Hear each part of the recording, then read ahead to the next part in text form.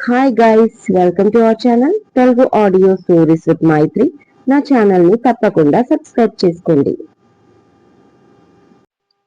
నచ్చితే లైక్ చేయండి, షేర్ చేయండి, హైప్ ఇవ్వండి. నా ఇష్టసకి పార్ట్ 100. ఇక లేట్ చేయకుండా స్టోరీలోకి వెళ్లే ముందు నా పైన చాలా కోపంగా ఉండి ఉంటారండి మీరు. కానీ నేను అనుకోవాలని ఈ గ్యాప్ తీసుకోలేదు. ఆల్రెడీ 2 డేస్ మీకు ఇవ్వనని పోస్ట్ పెట్టాను. అయినా కూడా 2 డేస్‌గా ఇంకా ఇవ్వలేదు. మొత్తం కలిపి 4 డేస్ అయింది.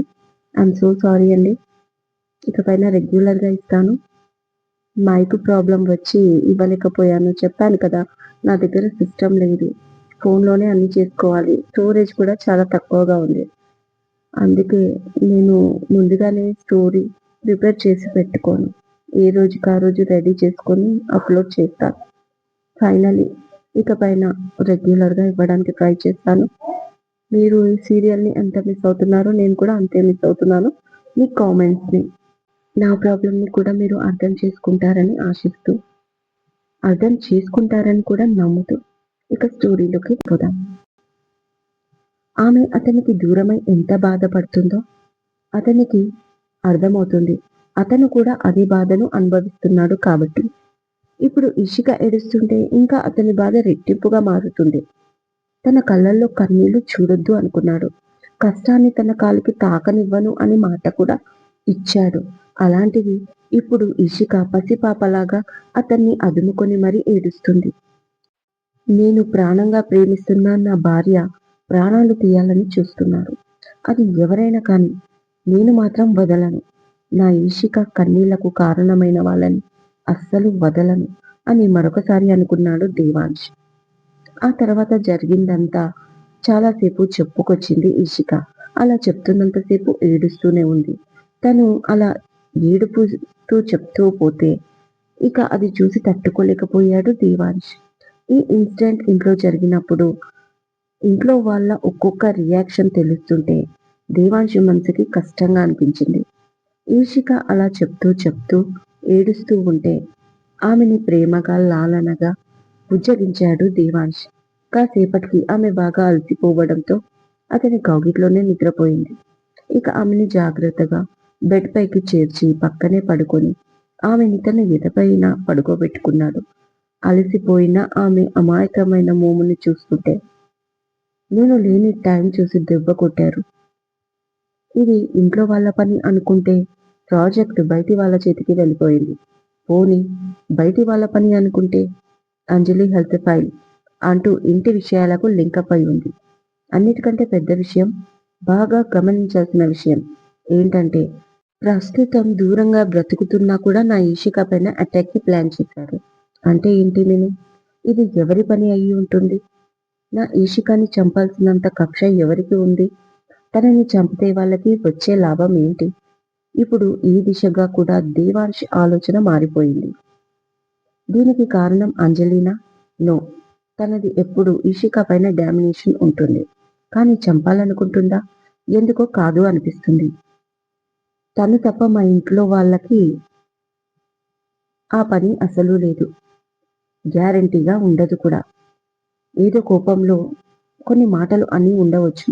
కానీ ఒక మనిషిని చంపేంత క్రూరంగా నా ఫ్యామిలీలో ఎవరూ ఉండరు. ఆ మాత్రం నమ్మకం నాకుంది. మొత్తానికి ఈ ఇష్యూలో ఇంట్లో వాళ్ళని ప్లస్ బయటి వాళ్ళని ఎవరిని నమ్మకడానికి కూడా వీలేదు అన్న ఒక క్లారిటీకి అయితే వచ్చాడు దేవాంశ్. ఇక వెంటనే ఈ ఇన్సిడెంట్ జరుగుతున్నప్పుడు ఎవరెవరి ప్రవర్తన ఎలా ఉందో కొంచెం కొంచెం క్లారిటీ ఇచ్చింది ఈషిక. దాంతో ఇక వెంటనే సుల్తాన్‌కి వివరంగా మెయిల్ పెట్టాడు దేవాంశ్. ఏంటన్నా, మీ వాళ్ళు ఎక్కడికి వెళ్లారో మీకు తెలీదా? మరి నాకెలా తెలుస్తుంది? నేనుండేది హైదరాబాద్‌లో. మీరుండేది వైజాగ్‌లో. ఇంతకీ నేనిచ్చిన కాంటాక్ట్ ఏమైంది? నిన్న నైటే కదా తనకి స్పాట్ పెడతానన్నారు. పైగా మార్నింగ్ న్యూస్ ఛానెల్‌లో చూసుకోమన్నారు. లేచినప్పటి నుంచి అన్ని ఛానెల్‌లో వెతుకుతున్నా. ఎక్కడ ఎలాంటి న్యూస్ లేదు. లాస్ట్ మూమెంట్‌లో క్యాన్సిల్ అయ్యిందా ఏంటి? అడిగాడు సోమేష్. అటువైపు నుంచి ఏం చెప్పాడో తెలీదు కానీ, ఏంటి బాడీ దొరకలేదా? ఓకే. కానీ మీ వాళ్ళు కూడా అదృశ్యం అవ్వడం ఏంటి? అంటే నాకర్థం కాలేదు. ఆ అమ్మాయిని ఏసేసి ఎక్కడైనా దూరంగా వెళ్లి దాక్కున్నారా?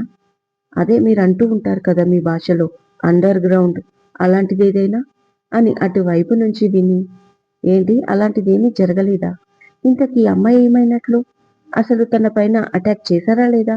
లేక అని 4 సెకండ్ల తర్వాత, ఏంటి ఆ అమ్మాయి ఫ్యామిలీ కూడా కనిపించడం లేదా? ఏం మాట్లాడుతున్నారు మీరు? బెజవాడలో పెద్ద రౌడీని అన్నావు. ఇంతేనా మీ రౌడీయిజం? ఒక ఆడపిల్లని చంపడానికి 15 మందిని పంపి ఇప్పుడు మీ వాళ్ళు కూడా లేరు అంటే ఏంటి అర్థం? నేను చెప్పిన క్యాండిడేట్నే కాదు, మీ వాళ్ళని కూడా నువ్వు కాపాడుకోలేవు. నువ్వు పెద్ద రౌడీవా? అని సోమేష్ అడగగానే అటువైపు నుంచి ఏమన్నాడో తెలీదు. సోమేష్‌కి వెంటనే ఒళ్ళంతా చెమటలు పట్టేశాయి. అంటే నా ఉద్దేశ్యం అది కాదన్నా. ప్లీజ్ మీరు సీరియస్ అవ్వకండి. ప్లీజ్ అన్నా, ఏదో టెన్షన్‌లో వాగేశాను. మీకెందుకు నేను రౌడీయిజం నేర్పిస్తాను? మీరు ఆల్రెడీ పేరు మోసిన రౌడీ. సులేమాన్ పవర్ అంటే మీ పవర్ తెలియని వాళ్ళు ఎవరూ ఉండరు. నేనన్న మాట మనసులో పెట్టుకోకండి. ఇంతకీ ఆ అమ్మాయి ఏమైనట్లు? మీ వాళ్ళు కూడా ఎక్కడికి ఎళ్లారు? మీకు తెలియని విషయం అయితే అయ్యి ఉండదు. కొంచెం కనుక్కోండి సార్. నేను మళ్ళీ కాల్ చేస్తాను అంటూ కాల్ కట్ చేసి తన నుదుటికి పట్టిన చెమటని తుడుచుకొని వెంటనే పక్కనే ఉన్న గ్లాస్ వాటర్ గటగట తాగేశాడు సోమేష్. అప్పుడే హాల్లోకి వచ్చిన షీల ఆయన మాటలు వింటూ ఉంది. పైగా టెన్షన్‌తో కనిపించడంతో, వాట్ డాడ్ ఎందుకంత టెన్షన్ అవుతున్నారు? Everything wrong? అని అడిగింది. ఏం జరుగుతుందో తెలియట్లేదు బేబీ, కానీ సంథింగ్ రాంగ్ అయితే జరుగుతుంది. నాకేం అర్థం కావట్లేదు అన్నాడు ఆయన ఆయాసపడుతూ. Please dad relax. అసలు ఏమైందో నెమ్మదిగా చెప్పండి. ఎందుకంత టెన్షన్ పడుతున్నారు? అండ్ ఎవరు కనిపించడం లేదు? అమ్మాయి ఏంటి? అని అడగగానే ఈషికాని లేపేయడానికి ఒకరికి సుపారీ ఇచ్చాను అని అతను అనగానే షాక్ అయిపోయి, అదేంటి ఈషికాని చంపడం ఎందుకు? మెల్లిగా అడిగింది షీల.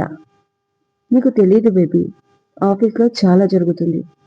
ముఖ్యంగా మొన్న బోర్డ్ మీటింగ్‌లో కంపెనీ ప్రాజెక్ట్ స్కామ్ గురించి ఇన్వెస్టర్లందరికీ తెలిసి వాళ్ళు ఇదేంటని ప్రశ్నించగా, వాళ్ళకి ఒక్క రూపాయి లాస్ కూడా రాకుండా చూసుకుంటానని మొత్తం తన బాధ్యతే అని మీదేసుకున్నాడు దేవాంశ్. అందులో భాగంగా అసలు ప్రాజెక్టు మిస్ అవ్వడం వెనక జరిగిన కుట్ర గురించి ఎంక్వైరీ మొదలు పెట్టాడు.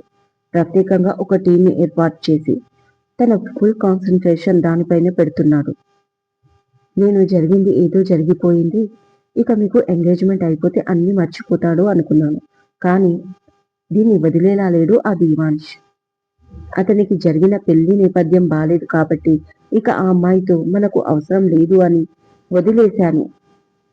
తను కూడా ఎటో వెళ్ళిపోయింది. ఇక ప్రాబ్లం ఏదీ లేదు అని నేననుకుంటే ఈయన గారు మాత్రం ఫ్రెష్‌గా మొదలుపెట్టారు. నీకు తెలీదు ఈ దేవాంశ్ గురించి. పైకి నార్మల్‌గానే కనిపిస్తాడు. కానీ ఒక్కసారి ఈ కుట్ర వెనకాల మనమున్నామని తెలిస్తే ఊరుకోడు. ముఖ్యంగా నమ్మించి మోసం చేసే వాళ్ళని జన్మలో క్షమించలేడు. ఆ విషయం నాకు బాగా తెలుసు. ఫస్ట్ అంజలి విషయంలో, తర్వాత ఈషిక తప్పు లేదు అని తెలిసి తనని నెత్తి మీద పెట్టుకున్నాడు. తన తమ్ముడికి ఆపరేషన్ చేయించాడు. ఇక వాళ్ళ మధ్య ఎలాంటి బంధం ఉందో మనకు తెలీదు. అలాంటిది ఇప్పుడు జరిగిన దాంట్లో కూడా ఈషిక తప్పు లేదు, తను అమాయకురాలు అని తెలిస్తే ఊరుకుంటాడా? సరే, తనకేం ప్రాబ్లం లేదు. మరి మన సంగతేంటి? అనగానే షీల కూడా కొంచెం భయపడింది. అది తన ఫేస్‌లో క్లియర్‌గా కనిపిస్తుంటే, ఇట్స్ ఓకే బేబీ, నువ్వు కంగారు పడకు. దానికోసం నేనొక ప్లాన్ చేశాను. ఈషిక అనే మన చేతికందిన మట్టిని దులిపేసుకుందామనుకుంటే అది పూర్తిగా నెత్తిన పడేలా ఉంది. ఇప్పుడు దాన్ని చంపడానికి వెళ్ళిన వాళ్ళు కూడా కనిపించడం లేదంట. అది ఎక్కడ ఉంటుందో ప్రస్తుతం అక్కడ కూడా తన ఫ్యామిలీ లేదంట. నాకు ఏమీ అర్థం కావట్లేదు అన్నాడు సోమేష్. వాట్? ఇప్పుడు ఈషిక ఎక్కడుంది డాడ్? అని అడిగింది దిగులుగా షీల. వైజాగ్‌లో. అది ఇక్కడి నుంచి వెళ్ళేటప్పుడు అన్ని తప్పులు ఒప్పుకొని పేపర్‌లపైన సిగ్నేచర్‌లు చేసింది. అదే టైంలో మళ్ళీ అది వెనక్కి తిరిగి రాకుండా ఉండాలని నేను మనీ ఆఫర్ చేసి ఒక 4 లక్షలు తన ముందు పెడితే వాటిని కన్నెత్తి చూడకుండా తిరస్కరించి తమ్ముడిని తీసుకొని వెళ్ళిపోయింది. ఇప్పుడు ఎంక్వైరీలో ఇదంతా తెలిస్తే నెక్స్ట్ ఏం స్టెప్ తీసుకుంటాడో ఆ దేవాంశ్ అర్థం కావట్లేదు అన్నాడు. My God! దేవాంశ్ ఈ విషయంలో ఇంత సీరియస్‌గా ఉన్నాడా? నేను నమ్మలేకపోతున్నాను. నిజంగా తను ఈ విషయంలో ఇంత సీరియస్ గా ఉంటే మరి నాతో ఎంగేజ్మెంట్ ఎందుకు చేసుకున్నాడు అని షీల అడగగానే వాళ్ళ నానమ్మ కోసం ప్లస్ ఇన్వెస్టర్ల కోసం ఎంక్వైరీ చేయిస్తున్నాడు. జరిగిందని మర్చిపోతాడు. అదే నీకు ప్లస్ పాయింట్ అవుతుంది అనుకున్నాను. బట్ ఇంత సీరియస్ గా ఉంటాడని నేను అనుకోలేదు. అయినా కూడా ఇప్పటికీ మించిపోయింది ఏమీ లేదు. ఈ టాపిక్ అండ్ దేవాంశ్ కూడా డైవర్ట్ కావాలి అంటే వెంటనే నీకు పెళ్లి జరిగిపోవాలి షీల అన్నాడు ఒక నిర్ణయానికి వచ్చిన వాడిలాగా సోష్. తండ్రి మాటకి ఒక నెల రోజులు ముహూర్తాలు లేవు కదా, ఇప్పుడు ఎలా అన్నట్లుగా చూసింది షీల. దానికి కన్నింగా ఒక నవ్వు నవ్వాడు సోమేష్. అప్పుడే మెలకువ వచ్చిన ఇషిక మెల్లిగా కదులుతూ కళ్ళు తెరిచి చూస్తే తను ఎక్కడ ఉంది. ఒక క్షణం అర్థం కాలేదు. మళ్ళీ అంతలోనే తన నిద్రమస్తు కాస్త వదిలించుకొని ఆలోచిస్తే రాత్రి జరిగింది గుర్తుకొచ్చింది. అప్పటికి టైం 10:40 అవుతుంది. కానీ తనకి ఏ టెన్షన్ లేదు ఇప్పుడు. ఒక్కసారిగా తన టెన్షన్, భయం, బాధ అన్నీ గాలిలో ఎగిరిపోయినట్లుగా అనిపించి మళ్ళీ వెంటనే పక్కకు వాలిపోయింది రిలాక్స్ గా. చింతను వదిలేసి మరి. ఎంత రెస్ట్ మూడ్ లో ఉంటే మాత్రం ఇంత లేజినా అంటూ వాయిస్ వినిపించింది దేవాంశిది. వెంటనే తల తిప్పి చూస్తే వైట్ టీషర్ట్, బ్లూ ట్రాక్ లో ఫోన్ స్టైల్ గా పట్టుకొని తన ముందుకొచ్చి నిలబడ్డాడు. అతన్ని చూసి అందంగా నవ్వుతూ ఒళ్ళు వెచ్చుకున్న ఇషిక అలాగే అతని వైపు చూసి 2 చేతులు చాచింది గారాబంగా. అతను నవ్వుతూ ఆమెని తన 2 చేతుల్లో లిఫ్ట్ చేసి ఏంటి ఫ్రెష్ అప్ అవ్వవా అని అడిగాడు. అన్నట్లుగా తల అడ్డంగా ఊపింది. ఓకే మరి నేను షవర్ చేయించనా అనగానే నో అని అరిచింది ఇషిక. దానికి దేవాంశ్ అందంగా నవ్వుతూ త్వరగా ఫ్రెష్ అప్ అవ్వు, ఇప్పటికే లేట్ అయింది, టిఫిన్ చేద్దాం, తర్వాత నీకొక సర్ప్రైజ్ కూడా ఉంది అనగానే ఆ సర్ప్రైజ్ ఏంటో నాకు తెలుసు అంటుంది ఇషిక. అవునా ఏంటది అడిగాడు. ఆమె అంటూ అటు ఇటు తల ఊపి నాకు తెలిసి రాకీ ఈ పాటికి మీరు కార్ అండ్ మనుషుల్నిచ్చి పంపించి ఉంటారు ఇక్కడికి రావడానికి అనగానే ఆహా అంత కరెక్ట్ గా ఎలా గెస్ చేశారు, పర్లేదు మీ బ్రెయిన్ బాగానే షార్ప్ గా పనిచేస్తుండే అని దేవాంశ్ అనగానే దానికి బ్రెయిన్ తో పని లేదు, మీరేంటో నాకు తెలుసు కదా, అందుకే నాకు అన్నీ తెలిసిపోతూ ఉంటాయి అంటుంది ఈషిక. దేవాంశ్ మెడ చుట్టూ తన 2 చేతులు చుట్టేసి నవ్వుతూ. ఆమె ఫేస్ లోకి చూస్తున్న అతను మెల్లిగా అతని చూపు ఆమె అదరాల వైపు సాగింది. వెంటనే అతని ఇంటెన్షన్ అర్థం చేసుకున్న ఇషిక ప్లీజ్ వద్దు, నేను ఫ్రెష్ అప్ అవ్వాలి అంటుంది కంగారుగా.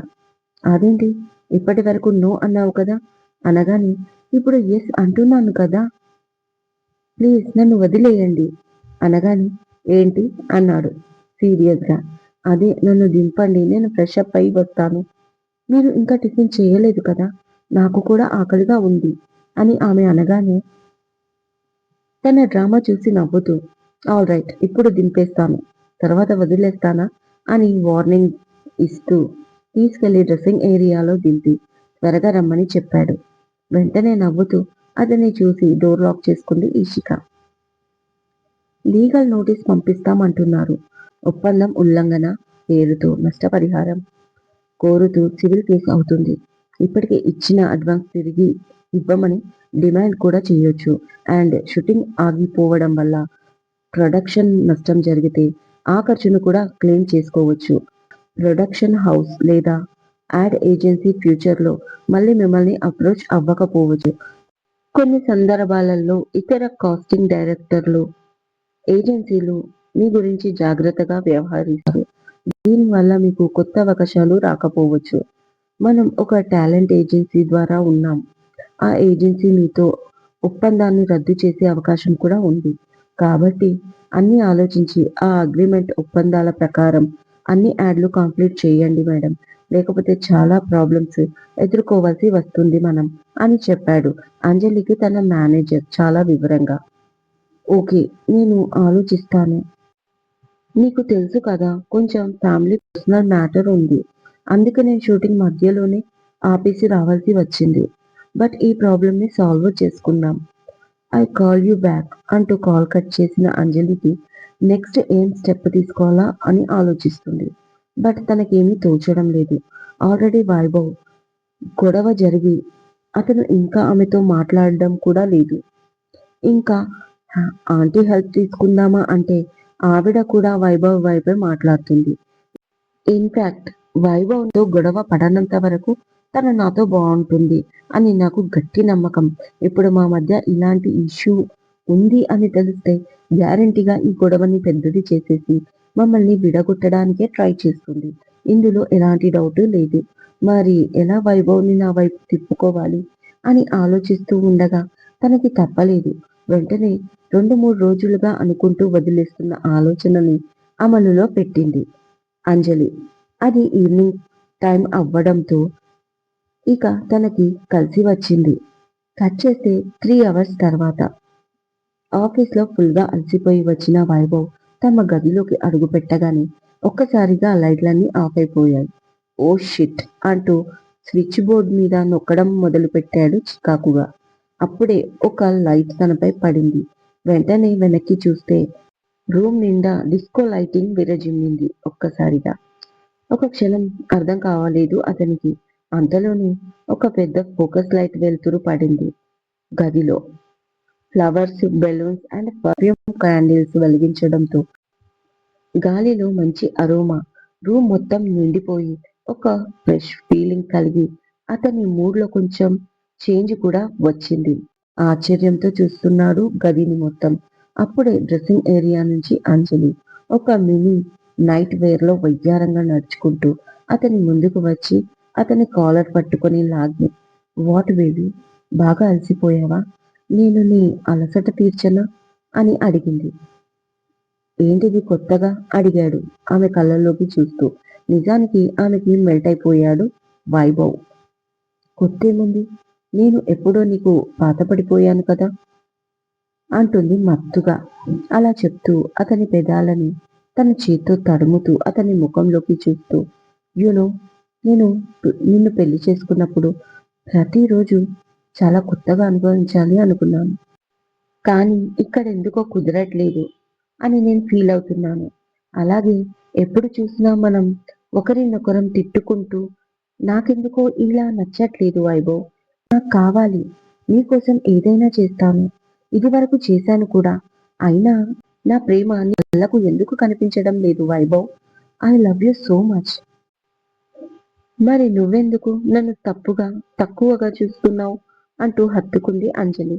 అలా అంటున్నప్పుడు ఆమె కళ్ళల్లో వాటర్‌కి ఇక పూర్తిగా మెల్ట్ అయిపోయిన వైభవ్ నువ్వు కూడా నన్ను అర్థం చేసుకోవట్లేదు కదా!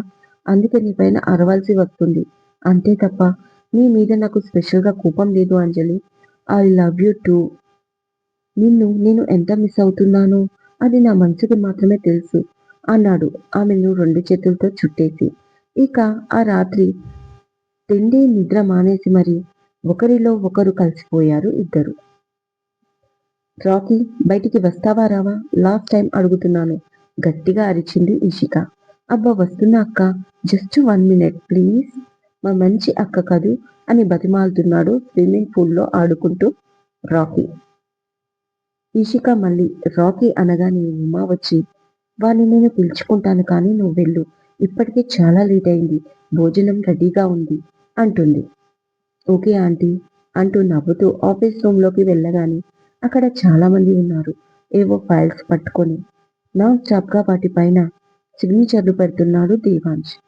ఇక ఇషికాని చూడగానే అందరూ పక్కకు జరిగిపోయారు. దేవాంశ్ ఆమెని చూసి అన్నీ ఇచ్చి పంపించేశాడు అందరిని. డిస్టర్బ్ చేశానా? అని అడిగింది దగ్గరికి వెళ్ళి. చాలా. ఇక్కడే కాదు ఇక్కడ కూడా అంటూ ముందుగా తన బ్రెయిన్ ఆ తర్వాత హార్ట్‌ని చూపించాడు దేవాంశ్.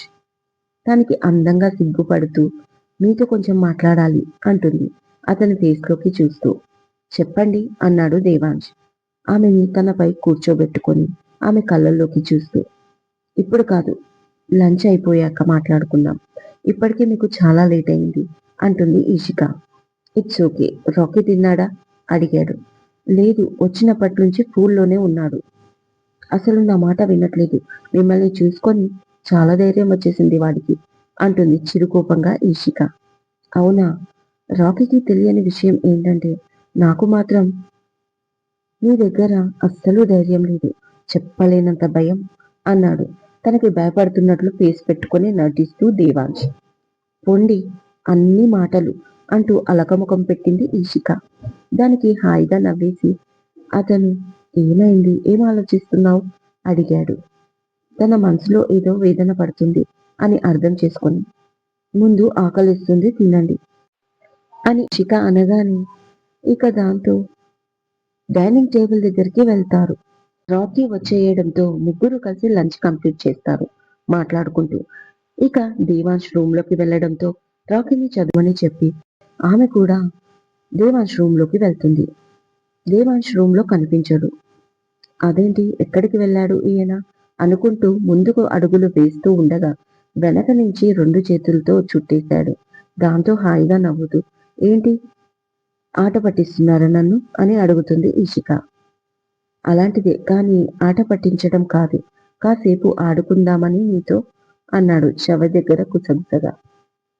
ఆడుకుంటారు, ఎందుకు ఆడుకోరు, అందుకే కదా మీ దగ్గరికి వచ్చి పడ్డాను అని ఈషిక అనగానే ఏ ఏమైంది, ఎందుకంత మూడిగా ఉన్నావు, నా మీద ఏమైనా కోపమా అంటూ ఆమెను తన వైపు తిప్పుకున్నాడు దేవాంశ్.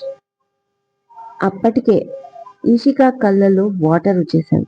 ఏమైంది లాలనగా అడిగాడు ఈసారి.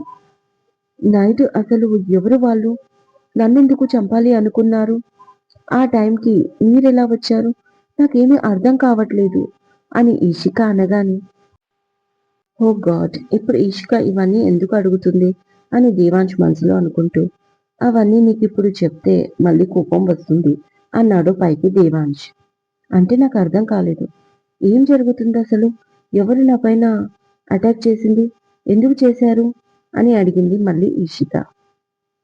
నేను చెప్పిన తర్వాత నువ్వు మళ్ళీ అలగడం లాంటిది చేయకూడదు నా పైన, అలా అని ప్రామిస్ చేస్తే చెప్తా అన్నాడు దేవాంశ్. విషయమేంటో అర్థం కాని ఈషిక సరే చెప్పండి అంటూ చేతిలో చెయ్యి వేసింది. వెంటనే ఆమెని 2 చేతుల్లో లిఫ్ట్ చేసి తీసుకెళ్లి బెడ్ పైన దించి అతను ఆమె ఒడిలో తలపెట్టుకొని ఏం జరిగిందంటే నేను లేని టైంలో నువ్వు అలిగి ఇంట్లోంచి వెళ్ళిపోయావు కదా అని దేవాంశ్ అనగానే స్టాప్ ఏంటి మీరు చెప్పేది, నేను అలిగి ఇంట్లోంచి వెళ్ళిపోయానా అని సీరియస్ గా ఈషిక అడిగేసరికి ఓకే ఏదో మిస్అండర్స్టాండింగ్ చేసుకున్నారు కదా మా వాళ్ళు, అందుకే నువ్వు ఇంట్లోంచి వెళ్ళిపోయావు కదా అంటూ లేచి ఆమె ఎదురుగా కూర్చొని ఆమె ఫేస్లోకి చూస్తూ అడిగాడు. అవును అయితే అడిగింది ఈషిక ఈసారి. అందుకే మళ్ళీ నీకు నా పైన కోపం వస్తుందేమో అని నేనే మనుషుల్ని నీ పైకి అటాక్కి పంపించి నిన్ను కాపాడుతున్నట్లుగా చిన్న ప్లాన్ చేశాను అని దేవాంశ్ చెప్పగానే ఓహో సినిమాలో చూపించినట్లు హీరోయిన్ని ఇంప్రెస్ చేయడానికి వీధి రౌడీలను పంపించి మళ్ళీ హీరో వచ్చి కాపాడతాడు, ఆ సీన్ని రీక్రియేట్ చేశారా ఇప్పుడు నా విషయంలో అని అడిగింది ఈషిక.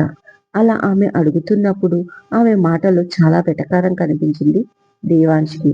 అయినా కూడా అతనికి వస్తున్న నవ్వుని ఆపుకుంటూ అవునరా కరెక్ట్ గా క్యాచ్ చేశావు, చాలా ఇంటెలిజెంట్ రా నువ్వు, I'm very proud of you అన్నాడు ఈషిక బుగ్గపట్టి లాగుతూ దేవాంశ్. ఇదండి ఇవాళటి ఎపిసోడ్. ఈ ఎపిసోడ్ మీకు నచ్చినట్టు అయితే నాకు కామెంట్లో చెప్పండి. అలాగే లైక్ చేయండి, షేర్ చేయండి, హైప్ ఇవ్వండి, సబ్స్క్రైబ్ చేసుకోండి నా ఛానల్ని. మరొక మంచి ఎపిసోడ్తో మీ ముందు ఉంటాను. మైత్రి.